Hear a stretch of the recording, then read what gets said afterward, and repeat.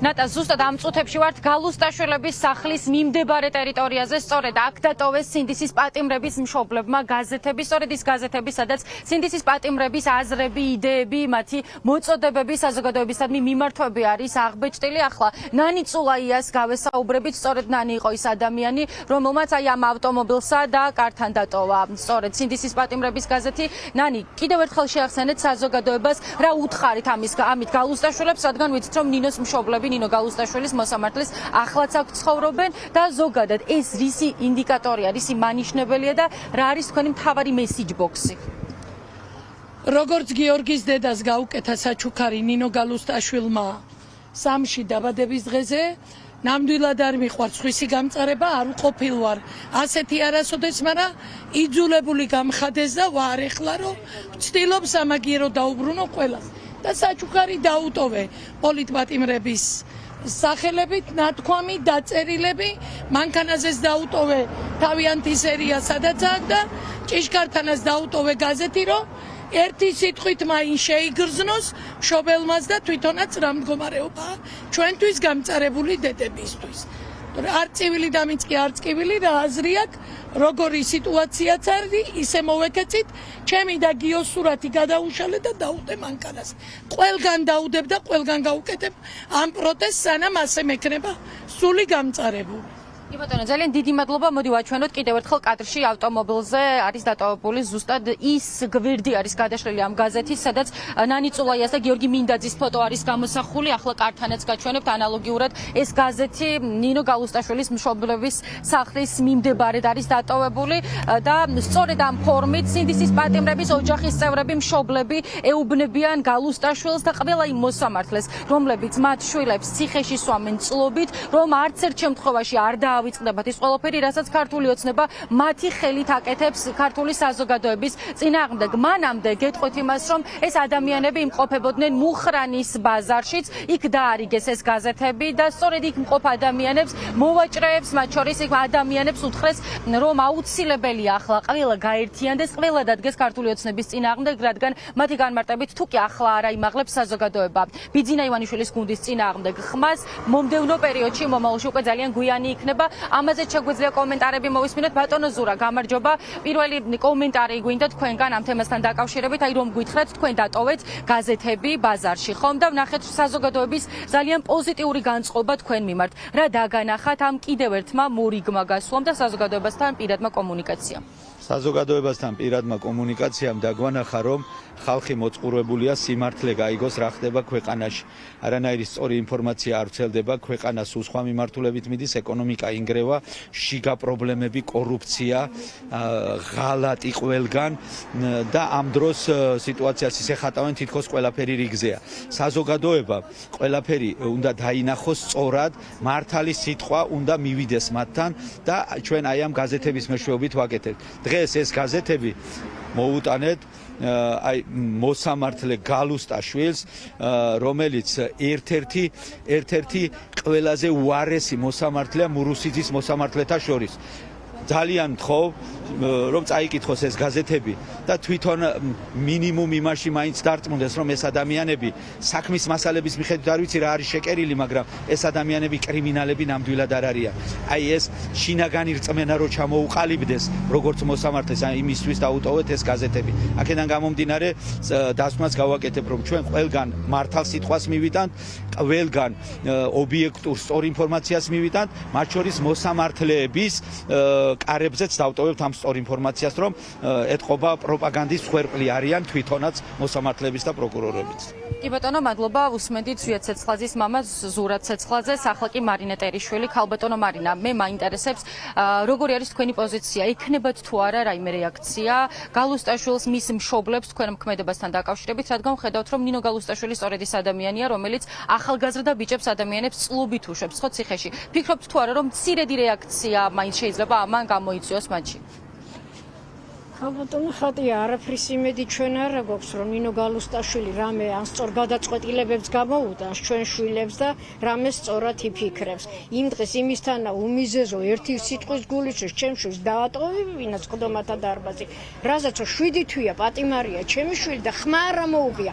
ერთი განცხადებაც არ გაუკეთებია იმას და ერთი სიტყვა თქვა რაღაც ცრუ მოწმეო თუ როგორ ლაპარაკობსო და ამის გულიშვის დარბაზი. აი რის იმედი ნამდვილად არა გვაქვს ჩვენ ამ ქალბატონის არაფრის იმედი არა გვაქვს და ნახოთ კიდე როგორ იმსჯელებენ და როგორ გაეხსნებათ კიდე გონებები და რას იფიქრებენ ნახოთ როგორ წავა ჩვენი საქმეებიც კი ბატონო ძალიან დიდი მადლობა გიორგი ტერიშვილის დედა მარინა ტერიშვილი საუბრობდა პირდაპირ ეთერში რაც შეეხება ახლა მარიზი კობახიძის პოზიციას თქვენც აუცილებლად უნდა მოგის მარინა ციაურის და შემდგომ უკვე მარიზისაც მოусმენთ გალბატონო მარინა გითხარით თქვენი დამოკიდებულება იმ ყველაფრის მიმართ რასაც საზოგადოება ხედავს ახლა სინდისის პატიმრებთან მიმართებით მოსამართლეების მხრიდან სწორედ ახლა დავსვი კითხვა გაქვთ თუ არა მოლოდინი რომ რაიმე მცირედი ემპათია მაინც შეიძლება გაუჩნდეს გალუსტაშვილის ოჯახს ან თავად მას თქო როგორი არის თქვენი პოზიცია ამას?